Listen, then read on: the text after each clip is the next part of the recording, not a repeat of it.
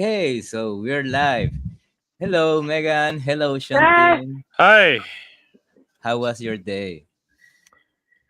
it was it was okay. Okay, Not too bad. okay. Mine Fine. was hectic, but okay, I'm Oh. not gonna talk about it here. Uh, so what's up? We're talking about rejections. What type of rejections are we talking about? Huh. I Love guess. rejections? No. uh, Being heartbroken? No. We are talking about being rejected as a composer yeah. for either festivals or grad school or what else? Grants, possibly.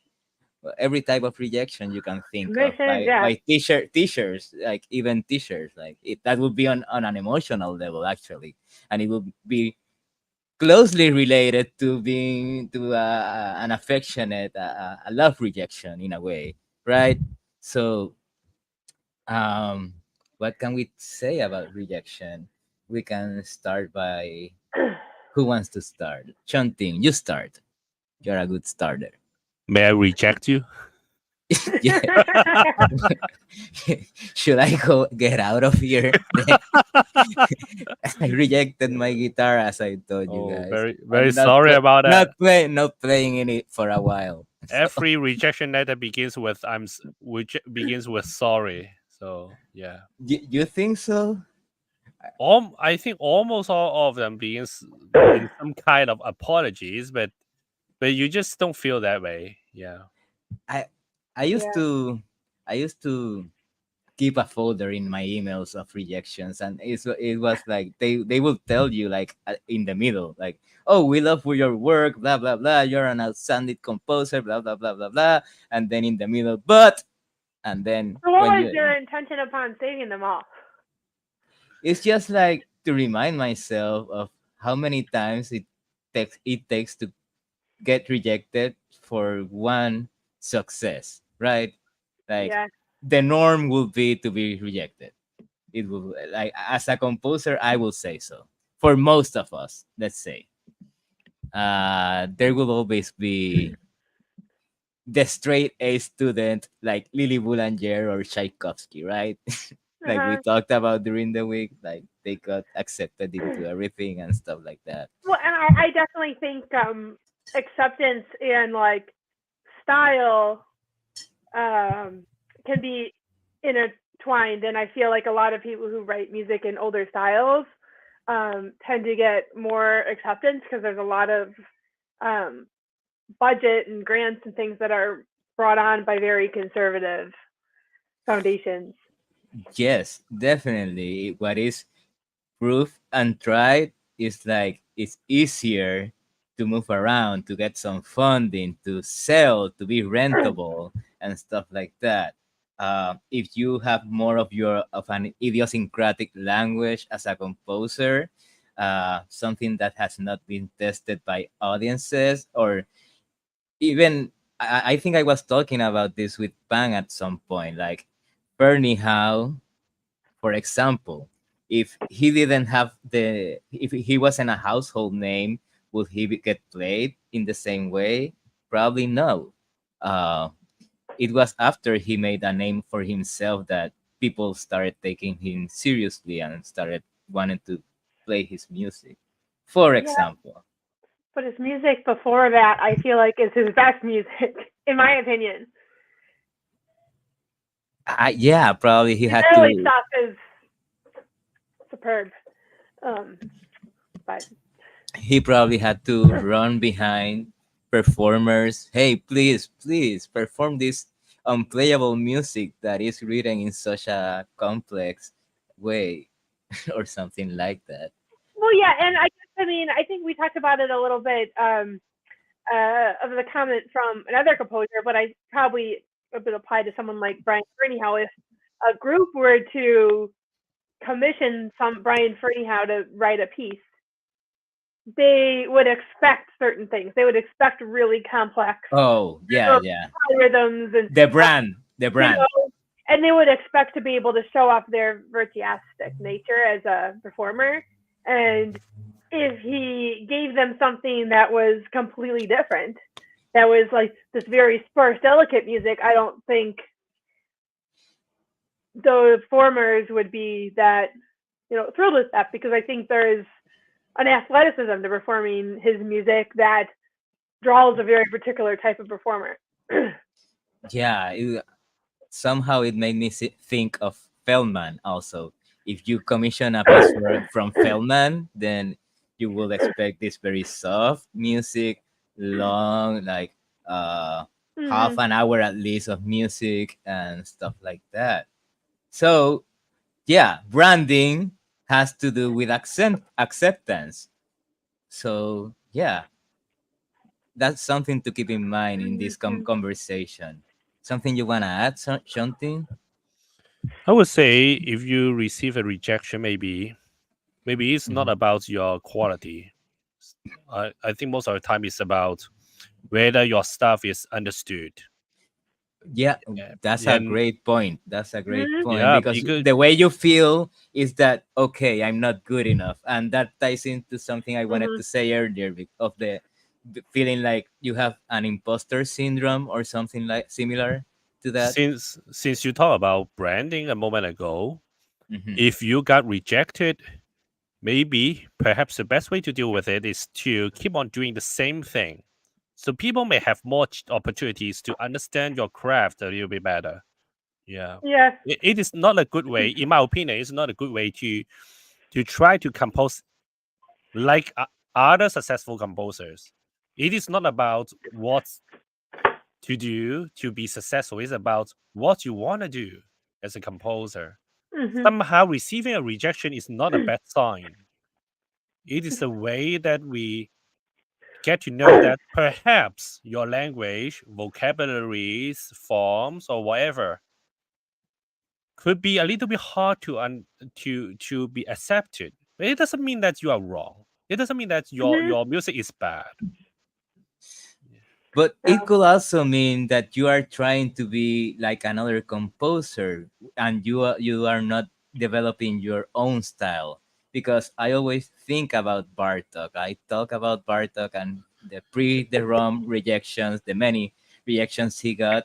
And it was before he developed his own style. You could still listen to Bartok, Bela Bartok. Let me write him here for the people that don't know Yeah. him, but yeah, uh, Bela Bartok, and you know,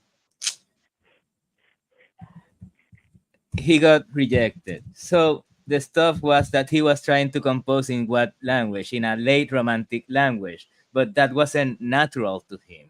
Um, and well, he got a bit disappointed, and he stopped composing for a while, and that in turn made him go to the countryside and start recording folk music and pretty much created the field we know today as music and musicology.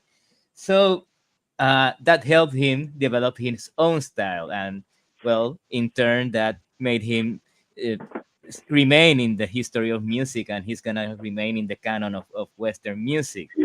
So rejection could be due to many things. Uh, that being one, trying to be like another one, and if you are trying to compose in another if you're trying to compose in another style, in the language of another person, then you are never Hmm. gonna be as good as that other person. That ties into the last stream we were talking about, like trying to Hmm. compose like Mozart or Tchaikovsky. But you were saying that sometimes it's not being understood, Shanting. So we have those two. Hmm. When Yeah. I was thinking about it kind of on the same vein, but like opposite a little bit, that I was thinking if I were to meet a composer that I knew nothing about, um, and they had a very long list of awards, I wouldn't those awards wouldn't impress me, and they wouldn't make me more interested to hear their music.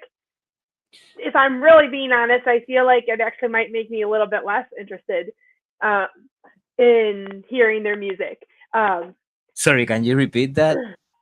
So like if I were to meet a brand new composer that I knew nothing about, like if Uh-huh, I didn't uh-huh. know their music or anything, and they had gave me their bio and they had a long list of all these like awards that are considered like prestigious, those awards wouldn't make me more apt to want to learn their music. O- Um, So if he had previous success, you will. I wouldn't be more interested in learning that person's music than I would learning somebody's who I met that maybe didn't have all those awards, because I guess in my head, like, I don't value like those awards that equal quality. Um, Hmm. So and so I feel like what I'm would just you look very for unimpressed by them. um, in terms of like what would I if you think were a jury in whatever competition? Let's say I mean, I would first and foremost like try to look at part the of the jury. music itself. I think I like unique voices that should also show some some knowledge of composition. Like if there's definitely like I mean I've taught young kids. There's some kids that are super unique, but then don't understand that we have to like pay attention to individual lines and also like harmonies at the same time, and so they only pay attention to one, and then the other ones they don't understand, but then they have maybe something original about it, but then you have to kind of pair the two. You have to have a but then there's also a lot of people who have all the technique but no original ideas, and those pieces in my opinion do win a lot of awards.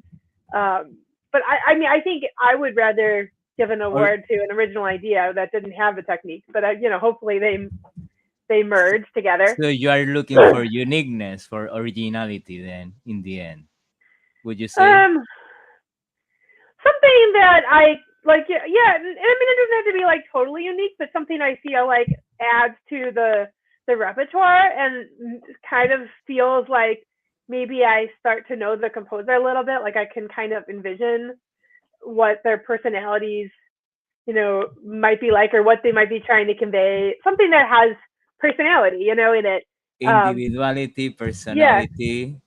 it doesn't have to But totally rewrite the wheel, but I don't want it to sound like a piece I've already heard either.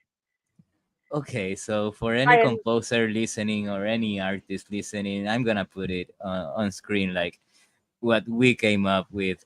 Uh well, why would you get rejected by us if we were judges in a jury? Well, Chanting said not being understood. If he wasn't understood, probably if uh-huh. he didn't understand you, that's what you will say, Chanting? If you were in a jury. I did once. I would prefer pieces that can leave a stronger impression. In other words, if it is rejected, I guess it is not leaving enough impression about how the piece works or in what way the piece should be listened or should be performed. Yeah. Impression. What Impression and left. sometimes mundane Okay, things so like I'm changing this. I'm putting it um up again. So you said impression left. I say that trying to be like someone else. I think that we are saying more or less the same thing in with a different language. Like, and Megan said that the composer has technique but no individuality or personality. mhm. That's what would be rejected from our part if you were to give us a score in I've in a sat on jury. juries for very young composer competitions. Mm-hmm. Um and they were with other people, and most of the other people that sat were very high level musicians, but not necessarily from a composition background. Um, and what I noticed, especially from those people, they were much more. I remember one year in particular, they wanted to have choose the winner that was so they had everybody ex- send in a piece and a recording. But most of them are very young composers and they didn't have recordings. So most of them Yeah. chose to do MIDI recordings. And for me, I didn't listen to anyone's MIDI recording. I looked at the scores, and Yes. there was one person that sent in a live recording. They got it from like a reading session, and people, because it was live instruments, everyone was judging his piece way, way higher than some of the other applicants. And it wasn't a bad piece, but there was one piece in there that was very clearly at just a higher level. Um, Hmm. yeah, so that was interesting to me too. That um, little things like that. I think sometimes notation can kind of uh, sway people. Definitely. Um, yeah, Notation is directly reflects uh, notation, the way in which you write music, the way that you uh, the idiosyncrasies, the uh, manners, the precision, the technique, hmm how you notate. It shows how mature you are, how experienced you are as a composer. It and doesn't matter the style, but just like and it shows intentionality. So, notation wise, composers should really pay attention to how they notate things. Like they shouldn't only be thinking about the ending result. Like the document itself. I guess that what I wanna say is that the document itself is a piece of art, not only So the I stuff. don't know if you remember from UB, there were two of Uh-huh. our colleagues that I can think of that wrote the most beautiful handwritten scores. And people would like, I mean, even when they would pass them out and during reading session, we'd always just like gawk. I mean, they were gorgeous. Um, and I could see like, oh, something like that. Like, I wonder, I don't know. I don't know if those pieces had won more um, awards, but it definitely made an impression to have To have handwritten scores, you say? gorgeous handwritten scores. Okay. Yes, because Yeah, I and think. that's something that actually attracted me from your music, Megan, when I first read it. Like how they were presented, the presentation itself, the graphical notation, Yeah, uh the sophistication, in a way you might say, the yeah, visual aspect is something that sometimes we neglect, and it should be noted, it should be pointed out to younger composers that how your music looks uh-huh. also represents you. It's not, and also it has a psychological effect on the performers Oh yeah. and on the reader, but on the I spend a performers really, and on how really it's long gonna time sound. with like young composers trying to convince them that how to like properly notate rhythms, for example. Because Yes, you for can example. notate rhythms in ways that like obscure the sense of beat, and it can make simple rhythms really, really hard to read. And it's hard for them to believe that because they're like, oh well, the rhythm is the same, and I'm like, well, technically it is, but in pretty much any scenario in contemporary music, you're never gonna feel like I've had too much rehearsal. Like you always are Never. short Yeah. on rehearsal. And so like if you have one silly notation thing that like you're instead of that you're not like showing the beat and having the rhythm notated wrong and that's taking 5 minutes out of rehearsal, that's a lot of Yes. time. Yes, definitely. And a lot of things that, well, you think of them conceptually in your head, okay, and think of them sometimes as fragments, but when you see it as 3 to 5 measures, it could be notated in Mm-hmm. a simple 4/4, for example. And Mm-hmm. I've seen this plenty of times. Like the easier you make the notation, the better your ideas may come through.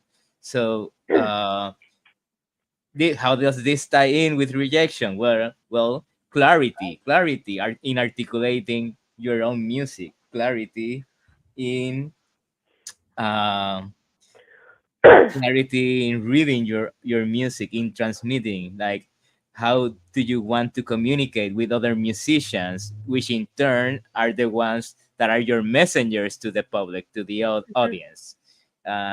yeah, and this we right now we are at the level of rejection from the audience, no, Hmm. rejection I mean, from I think also like a lot of these things that you can reject it to are opportunities in which part of the prize would be performance of a piece, and if they see something that they don't feel like they're so they have particular musicians in mind and they want their musicians to be successful too, um, and if they have a piece that they don't think their musicians can be successful with, regardless of the quality of the piece, that they're gonna reject it because ultimately it's not a good fit for that opportunity.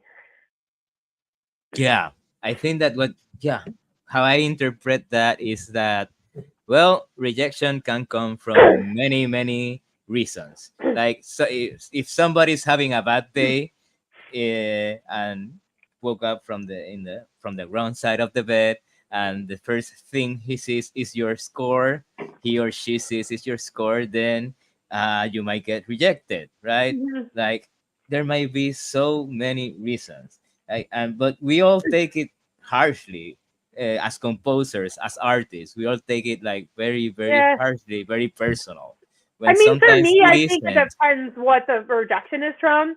I mean, I think Yeah, when I definitely. was younger, I would probably be much more. I would be much more sensitive to any sort of rejection. Um, but now I think I have a pretty tough skin, and if I don't know the people involved and they reject me, I go to the next email. It's like a nothing.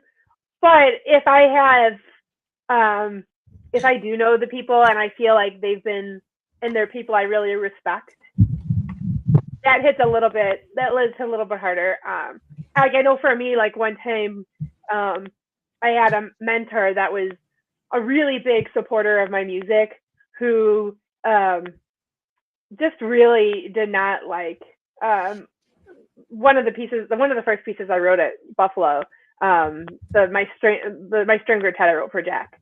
Really didn't like it. It was also a very bad reading. They didn't have a lot of time, and they did it better later on. Um, but so it was not a great picture of it. But because the person that was rejecting it was someone who was very uh, a very like really important teacher and mentor of mine, it did hit harder, for sure. It didn't crush me. I mean, I still wrote music, but it did feel crushing for a day or two. I can relate to that. Don't think anything you want to add to that. I mean, one thing that I would like to say is when I was younger, I took those rejections Hmm. very harshly, I would say, and I usually felt very bad, and I just didn't want to work on that day when I received the letters. However, after years, I would say, yeah, perhaps first my music was not understood, or perhaps my music was not convincing enough. I usually think it like this. So, Hmm. okay, it's all right. Maybe work on another project or revise that piece, or, um, or I would look for some possibility to improve my future projects. I don't want to think too much about rejections nowadays. I think there's one thing worse than rejection, which is no answer. I hate that. Oh, that is the worst. I Oh, agree. yes, That is the definitely. worst. Sometimes Because I get that so often that then I get a rejection and I feel really like, oh wow, they rejected because the time to reject me, and then I feel kind of good about it again. Yeah, at I least they consider me. I got taken into consideration. I They just didn't throw my score to the garbage. I'm not going to reveal the name, but once upon a time, I applied for an opportunity for for an ensemble. They call for like proposal or score. I forgot what it was actually like, but so they asked the applicants to send them SoundCloud links, and then on SoundCloud actually you can see the statistic whether your tracks are being listened. So actually, though my tracks were not listened at all. Oh, I'm not a popular composer, so usually no play at all. So if you don't listen to my track, I can say, oh yeah, actually you didn't listen to it because nobody actually listens to my music on SoundCloud, so it's fine. But the but no matter what, at the end I heard their decision. Of course, I was rejected because they didn't listen to my music at all. So I think that's really bad. I I have had that. I have had that. Yeah, Yeah. I've and had that still, so sometimes I would say, just I would say again, your quality can be a factor, but it can also be unrelated to the decision. Maybe the jury too. didn't listen to your pieces. Maybe they only read your score, or maybe somehow some technical problem, so they never get to see your stuff. I nowadays I don't take the rejection too personally or too Hmm. seriously. But I still think in a way that perhaps I need to make it a little bit more convincing. I need to improve my Mhm. stuff a little bit.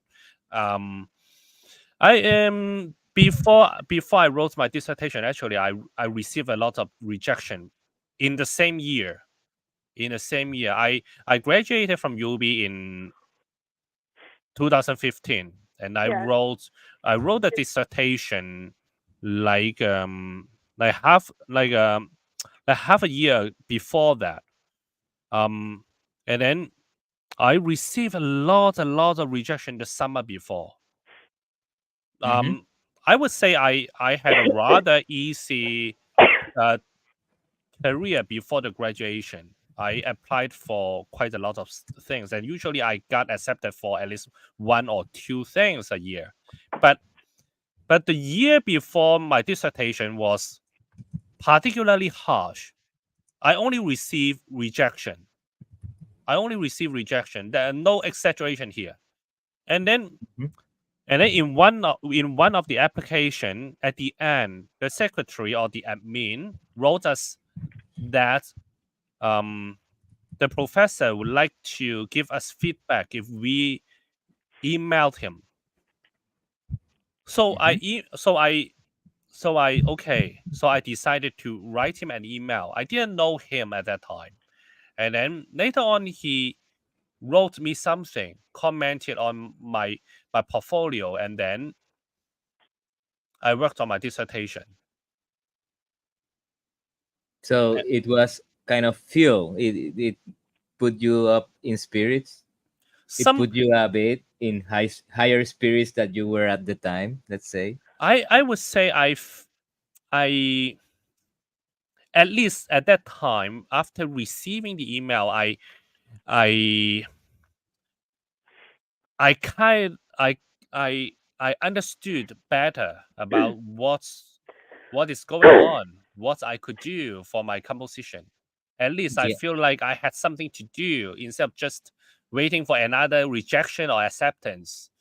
Yeah, I think that these competitions, these call for scores, and all of these sometimes are really impersonal in a way. And if they were to be more personal, like, okay, we didn't accept you because so and so and so, it will add a human aspect to it that wouldn't be so crushing uh, to people that aren't used to rejection. Like, we are older composers, you might say, and we have been through many rejections, so it Hmm. doesn't matter. But some points that I wanna uh, like pinpoint, underline from your what you both said.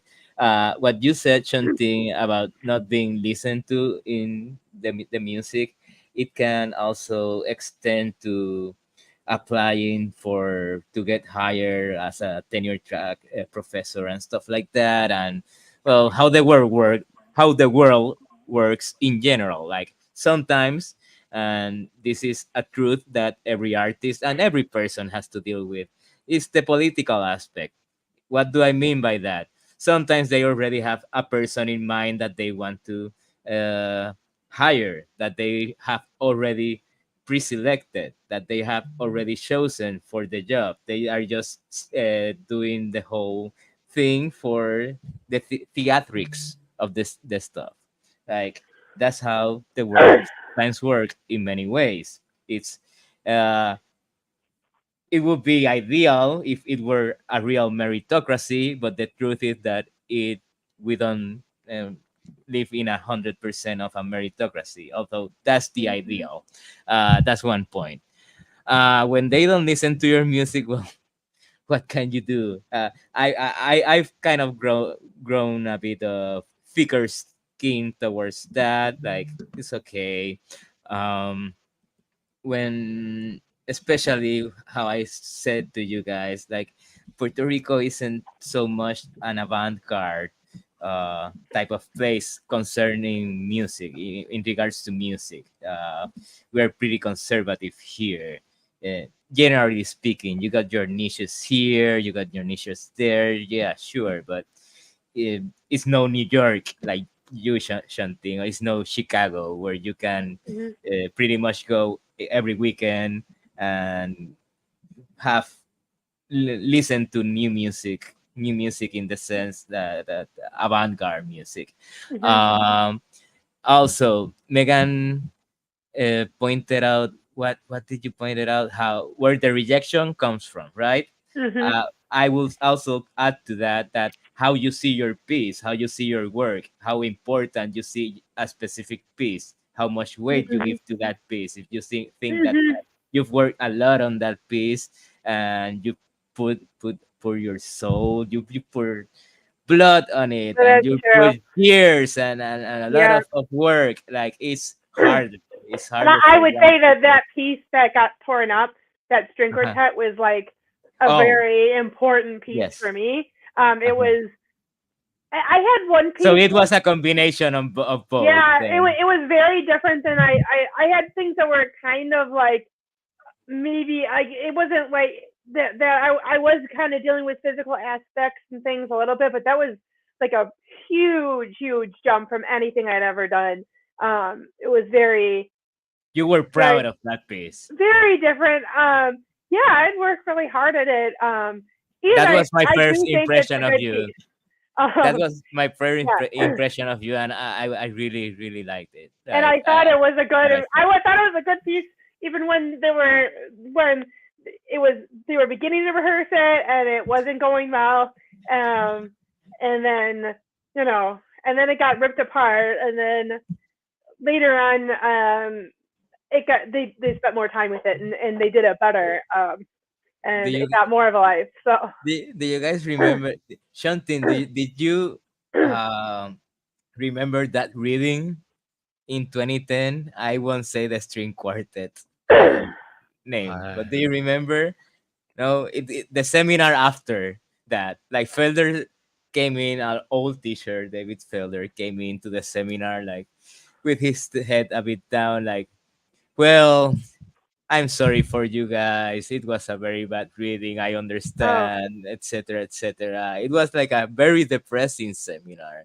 It was funny. Now that I look back on it, it was really kind of funny because yeah, yeah, but um, that would be and to, rejection on part yeah, of the performers because the performers were so charged with with all of this repertoire. yeah. I think that they didn't really care much for reading student pieces. I think they were And just overwhelmed. They just didn't book enough time yes, yes, for themselves. I think it was just um, the ensemble was kind of going from kind of being a really high quality postgraduate ensemble to being a really like world class ensemble, and they were trying to navigate that transition, and it was kind of right in that time and frame. then that Yeah, took them back. Oh, student pieces. Also, fair, and especially yeah, first year graduate student pieces. But yeah. this takes me to the last point that I wanted to comment on what you guys said, and it's about being stoic. Like one of the tenet of stoicism as a philosophy, not just being stoic in the popular sense, is like we cannot control the outside world. We cannot control the external world. We cannot control the events, external events. We cannot control the success. We cannot control the rejections. What we can only control is how we react to them. Mm. So, Somehow, yes, somehow, I would like to add. You just reminded me that in 2010, you said 2010, right? Um, yes. That's in ta- when Megan and I entered UB. Yeah, and UB University at Buffalo. Let me put it there.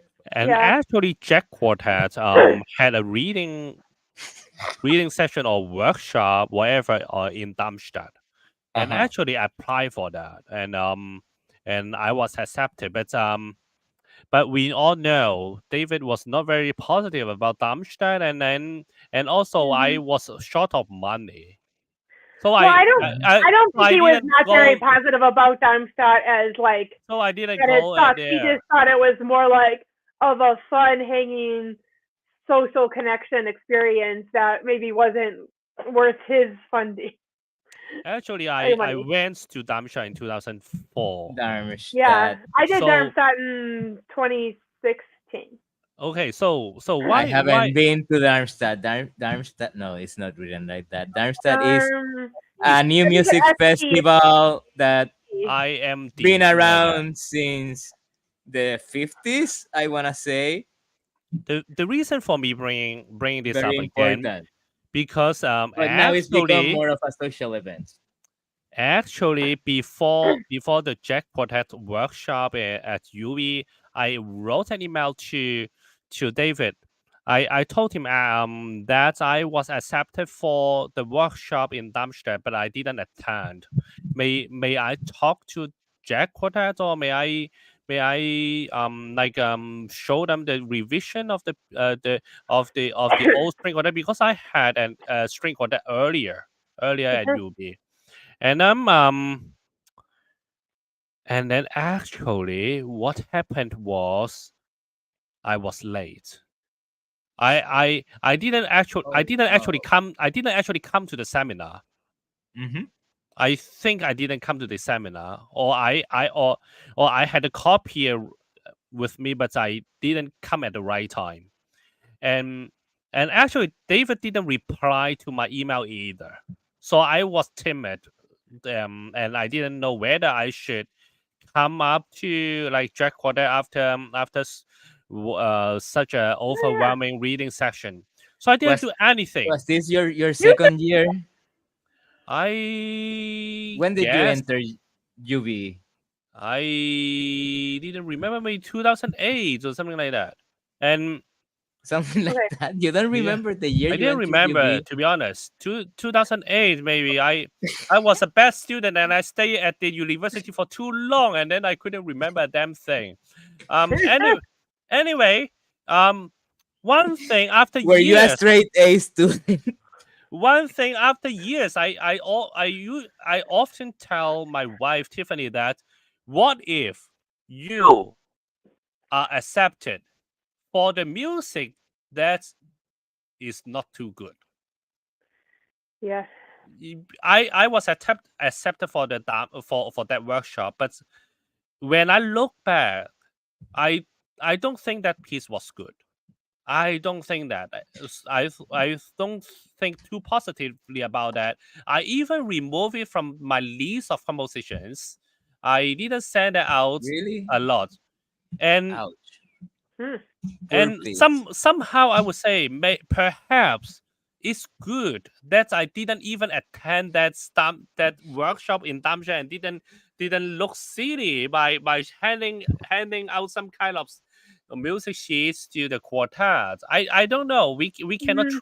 we cannot travel back to 2010, but somehow I would say acceptance is not totally a bad thing. Although of course the first reaction is usually terrible, but So you're already talking about what can we learn from your rejections. Yeah. Looking somehow back it's on good.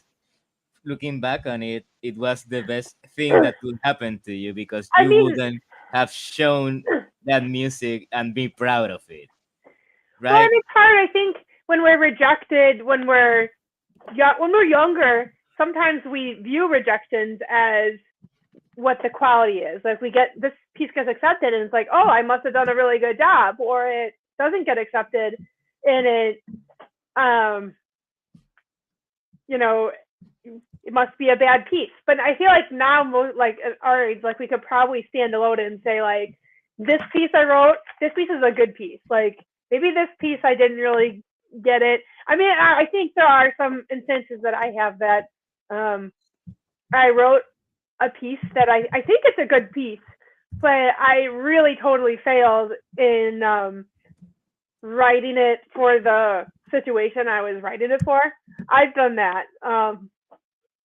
And in ways I shouldn't have, because a lot of times there are ways I was very familiar and very aware of the situation I was writing it for and just wrote something not, that didn't work for it.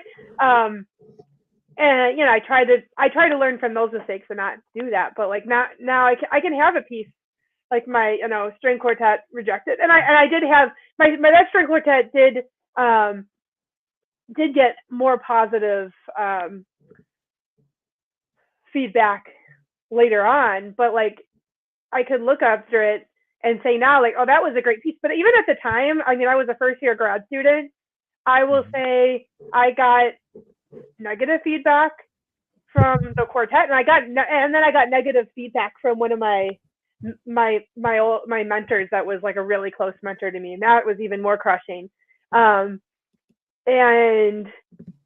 at that time, like the only person that didn't give me the negative feedback was David Felder.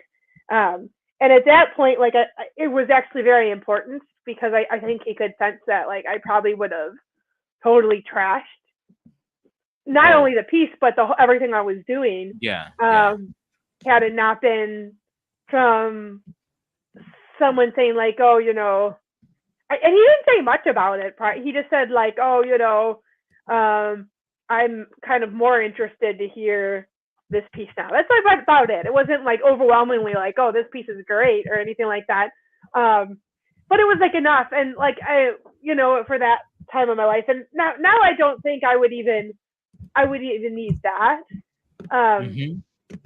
Because you're more experienced. We've I'm been more through experienced. much more stuff, and with experience, what comes, we can self-critique. Like, Yeah, it's pretty easy to be critical of other works, right? But to have the enough insight to critique ourselves yeah. and our work, it comes with years and years Uh, and years, and be and honest, and a lot of honesty too.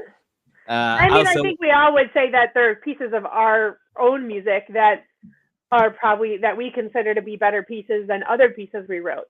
Um, but because for example, you say what's the difference in some pieces? Like, okay, I have an emotional attachment to this piece, but it is not very good objectively speaking.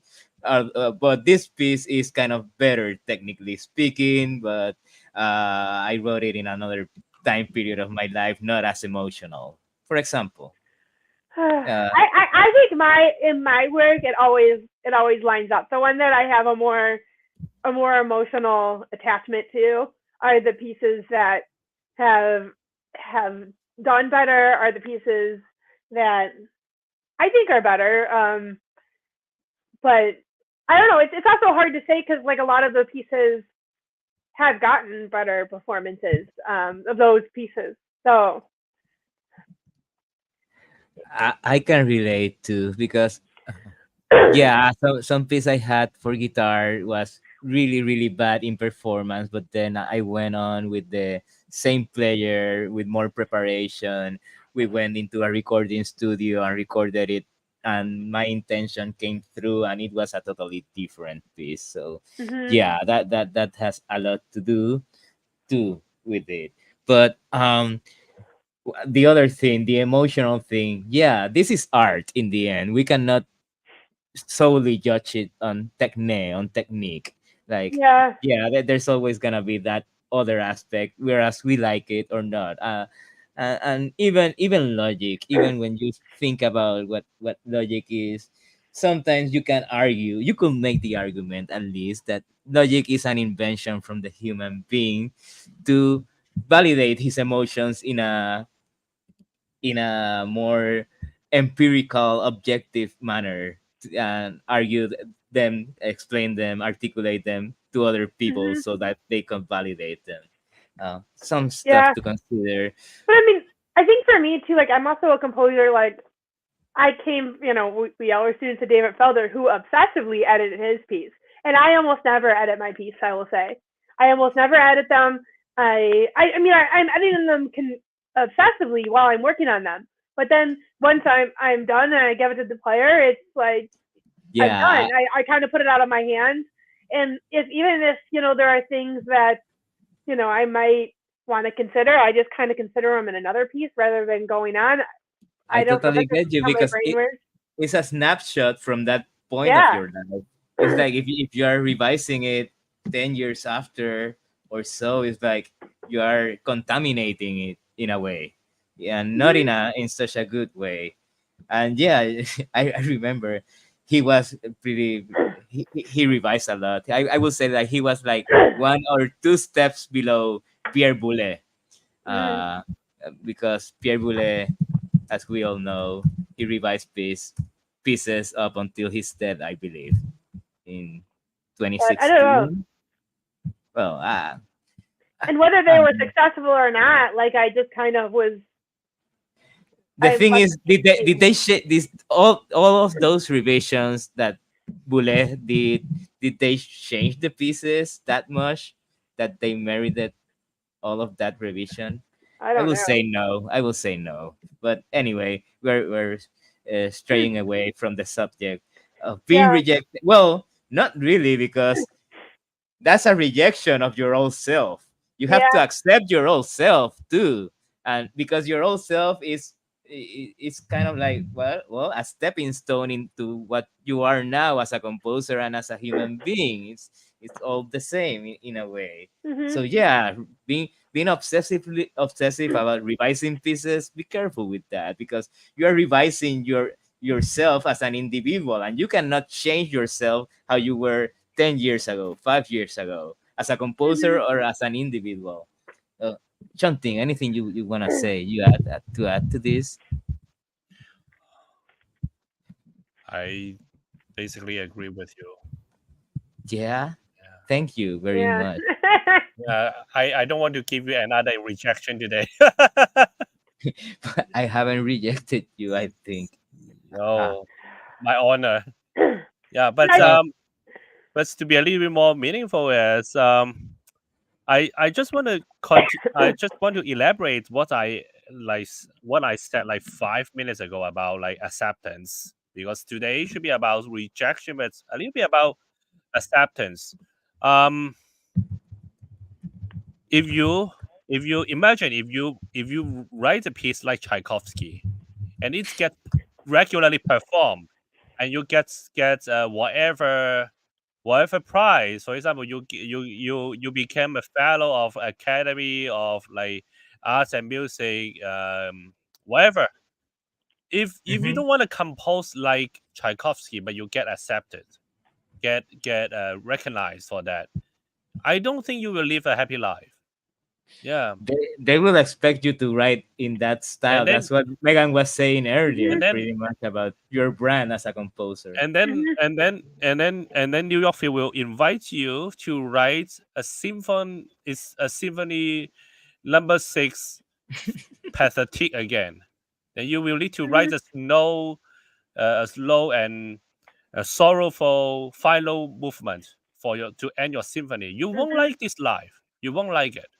No. I I think it is. I mean, It is easier to say than do it, but it is better to accept rejections. Hmm. It is very important to accept that. I mean, I think at University of Buffalo, we had all kinds of composers come in as guests, and a lot of them, I think, were in the slew that they kind of were kind of very conservative. They weren't original sounds, but they big name composers, and they wrote the same kinds of music forever. Um, and maybe it was just my personal interaction because there were so many of them that fit in that category, but none of them did seem like happy people. Like I remember a movie music composer that they brought that nobody had any reaction towards him, but he was expecting something out of us, out of the students, but there was no reaction. And he, I remember his expression was like he felt really bad that we didn't even want to discuss his music on bad terms or on good terms. The indifference he felt from us was even worse. Mm-hmm. But it came from that aspect that he was writing music that wasn't very original, wasn't we didn't have to say much about it because what got us going into a conversation in the seminar and all that stuff was the individuality of a work, Mm-hmm. right? I will say so. I don't know. I kind of wonder if David Felder kind of wanted us to really strongly reject people that he brought in like that because they were, I would say, overall at University of Buffalo, I would say actually everybody. I don't think anybody. I think everybody was an original composer to some extent. I don't think I can think of anybody at University of Buffalo that was like not It was that not way. as cool in the traditional sense of the word. Yeah, Uh, but we had a lot of those traditional guests come in, and I kind of wonder whether he wanted us to provide. And I think he did say like he did bring them in because we were a particular bubble, and he wanted to bring people from outside this bubble. To I see, but we never really, at least our group of in our years there was. I mean, everyone was really 2010 to polite and 2012 respectful. at least, yeah. Yeah, we were all pretty respectful people. We weren't Even though bashing heads at them.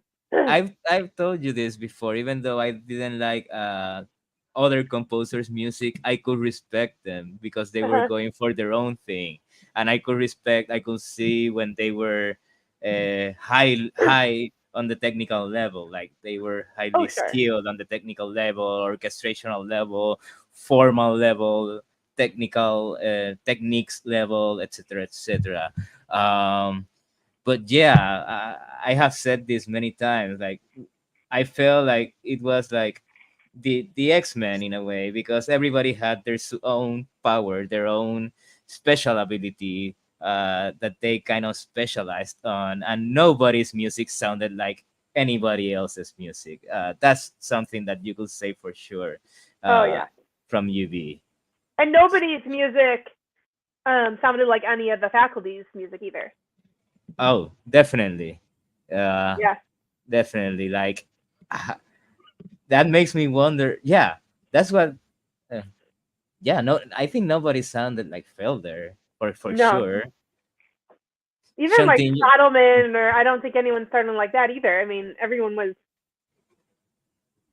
no, everyone, no, yeah.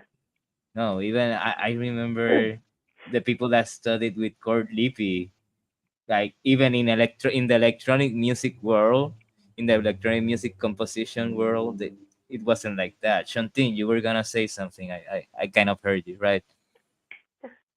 No, I need to decline your invitation now. I, Okay. but I think it's healthy. It's healthy this way that nobody is similar to their teachers at UB. That's very Oh, healthy. yeah. Um, when I was in Hong Kong, one of the professors said that when he studied in Japan, the his professor expected him to do house chores for the professor and House did chores. yeah What? and did Mhm. everything uh, um exactly according to the instructions or the advice. I don't think that's good. One No. No. one thing that I truly reject is to imitate my teachers. It's very easy because when we hear advice, when we hear their music, and then we are in a position that we truly respect and Mhm. even admire them in some way. Well, And yeah, sometimes we try to please them. Mhm. And somehow we may feel that, oh, maybe we get stuck, and then maybe Yeah. their music, their examples, or their teaching could be the Yeah. most convenient way to solve our issues. However, Mhm. I always reject that. I always Yeah. reject that. When I first came to the United States, I used to contact my former professor a lot to talk about various things. But then later on, I feel like, hey, I have to be truly independent. The meaning of being a composer is to Meaning of write being some an music. artist, and is you're is getting being the. original. It's being original. If you are just a copycat, so you don't have to be an artist. And even if this is an idea from romanticism that I tend to naturally reject, the artist can be considered as the Mhm. highest form of the individual. And yeah, I mean, like we should strive for that. We should always strive for that. And rejection, in many ways, well, the examples I've have, we talked about, like for example, Bartok. What did rejection did for him? It drove him to be more Bartok, the Bartok we know today. Uh, I talked about Bevern versus Berg, how Alban Berg's music was more related to post romantic music, and how his operas got played in Vienna and Germany and stuff. But Weber's music, it like it didn't get played that much. But in Mhm. the end, who really influenced more composers and who really influenced music as an art form more? Well, it was Anton Weber. Uh, yeah, like Yeah. I will say that rejection in many ways it's a filter. Rejection we can consider. Oh, let me put the names of the people that don't Yeah. know them. Anton Bevern versus Alban Berg, for Well, example. I think like our experience though at UB, I don't think it's like that at every graduate program. Somehow, I mean, and we also like chose to go to all three of us chose to go to University at Buffalo and study with David Felder. So obviously we all have admiration for him. Sure. We all had other choices that we could have chosen instead. Um, and I do think like there was this notion of acceptance of like who you are there, um, and that maybe a lot of these more like conservative, closed-minded composers were brought in because he wanted we maybe didn't face that much rejection within the walls of Baird and Sleet Hall. Um, Obviously, I'll probably face rejections from like festivals and things like that. But It was we our safe space, yeah, I mean we you weren't might say. we weren't really rejected like yeah we were pretty safe to like show pieces and get you know respectful feedback that was honest, but like it wasn't like gonna tear it to shreds and make you cry your eyes out. It was very it was very kind of thoughtful and um it was yeah it was I think it was a place of acceptance really. I um will add that even more so than of acceptance of who you are, it would be of development of who you are. Uh, Because Mm. when you got into university at Buffalo, it wouldn't be the same composer that got out of university at Buffalo, and yeah. that's very very evident. Funny enough, I entered with a string quartet and got out with a guitar quartet, and you Uh, could see a very different Juan Virgilio, a very different yeah. composer from one to the other. Like the first one, uh, well, you could describe as more contrapuntal, having this influence, this influence. You could very much see the influences, like, but in the like in the guitar quartet, you could see more idiosyncrasies, more of who I really was in the end. You could put it like that, and that will take me to kind of like the point of being rejected as a filter. It's a filter for artists of how much you can take. If you would still do this, even if you got rejected from the highest places, from the most prestigious schools, from the most prestigious institutions, and call for scores, commissions, etc., etc. If you can handle rejection from that and still be doing what you're doing from your room, from wherever you are, then you are made for this. You you confirm that you are a composer, an artist, and that or that you cannot do anything else. That is a yearning that you have from deep within, and that will be Yeah. like my conclusion about this. Career uh, is long. You have to hang in there. When I met Brian Fennyhow at Royal Mon, for a few days we had breakfast together because probably because we woke up pretty early, and then not I mean not only once but maybe twice or even three times that he said, oh, he he just he was just fortunate to live long enough, and then he kept on composing. And I think that's true for most people, not even for music composition, but also for scientists, engineers, yeah. or writers.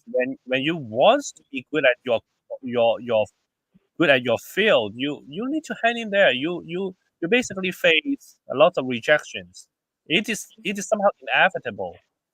You are being filtered by, let's say, diseases, poverty, many other things too. Maybe you are not well supported by your family, and then you don't get enough funding for your study. Then you need to do something else, and you are filtered somehow. And and but if you can hang in there, then you have a better chance to succeed, I would say. Yeah.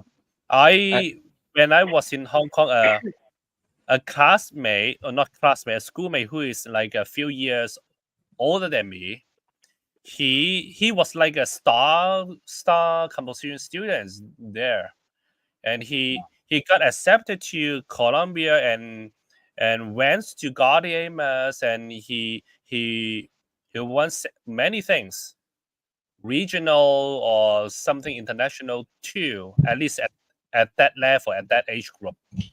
And then he stopped composing after he didn't win Gaudium. Huh. and well, and he he couldn't. Rejection destroyed him. Yeah. Literally. That's what. yeah, That's a sad Yeah. story. I got Well, rejected at Gaudiamus until I aged out. So. and I and I don't I think I I have ever I've never been like. accepted by Gaudium. It's okay. but Yeah. And I but mean, I think to me, like, I mean, it speaks like I think my music does have a hard time getting accepted because it is so different. Um, and it doesn't have like a really clear place, which can be kind of really challenging. But like I've also tried not writing it, or just not writing, like, for bits of time. And I would say for me that I find that my like mental emotional health is very poor when I'm not writing um music. And so that kind of Yeah, says yeah. tells to me that like, oh, I second that. something that I need. Um and that maybe it's something I should be doing regardless of, all the rejections. There's still something in there that like I have to, it's like therapeutic almost.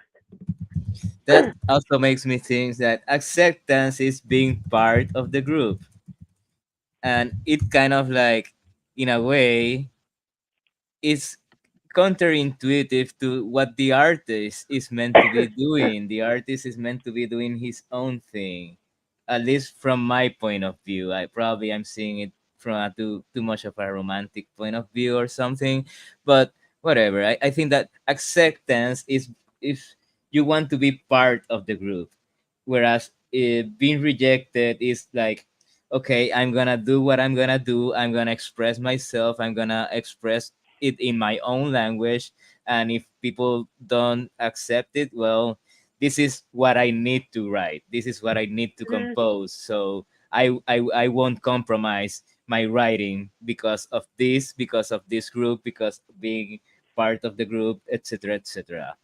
Mhm. And I think that would be my real closing thoughts on the matter. You guys have anything else to say, like, for concluding this episode? We're past the hour mark.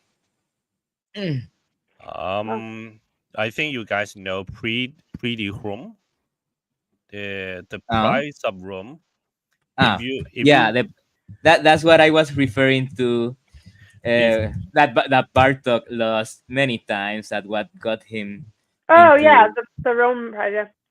Rome Pride. actually if you read the list of winners of music compositions category, I I guess even if you are the straight A musicology students, you won't The straight recognize A.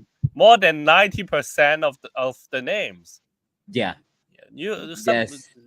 and No, this is. and a lot of composers, And that's especially the most coveted prize, at least for a lot of time in Europe, like for 50 Mhm. years, 75 years or so. it was the most prestigious composition Yes. prize back then. And a Mhm. lot of composers attempted to to win the prize for multiple times, and a lot of them didn't win for that at all. And but their music prevail, and we still hear those master composers. However, a lot of winners of the prize are basically forgotten nowadays. Mhm. So I'm not saying that uh, rejections are completely meaningless. However, we don't need to worry too much about once or twice of That would rejections. that would be the case of being Bella Bartok, that got rejected many times for the Prix de Rome, against Lily Boulanger, that I think won the first time she applied to it. And even though she was a pioneer in being a woman composer of the 20th century, her music isn't heard that much nowadays. She was the straight A student of the Paris Conservatory or Conservatoire. Like, you hear more about her sister Nadia Boulanger because of being a Mhm. teacher and stuff like that. That's a topic for another day. But yeah, that's why I mentioned Bartok so much, because in relation to this topic. But yeah, Yeah. I agree with you. I mean, and I would just say like I don't discourage people from applying things, especially things that don't cost money out of pocket. I think real quality opportunities do not have application fees, and I think apply to all of those. But like, if one comes back and you get accepted, that's great. But like, you don't let it crush you. It's not, it doesn't mean anything. It just means that you weren't picked for that opportunity for um political or social or I mean, there's so many reasons. It's not necessarily that you're not good enough. But I think at the end we all kind of want acceptance. So it's like sometimes you have to make your own like communities, even if they're small communities, like like the three of us Yes. can be like a little community, and it makes um, a big difference just to kind of have build your own communities rather than just feel like you have to have the communities that are considered prestigious.